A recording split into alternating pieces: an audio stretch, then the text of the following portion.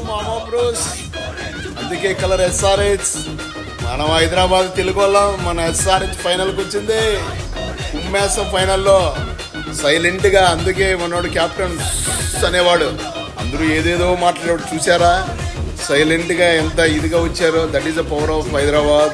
That is the power of Hyderabad biryani. మామ మనోళ్ళు వాంచి పారేశారు, మామ కుమ్మేశారు. సూపర్. మనం పండగ చేసుకున్నాను ఫైనల్లో. ఇంకా చాలా ఏమొచ్చారు అసలు, ఓ అమ్మ బ్రహ్మాండంగా వచ్చారు చూసారా.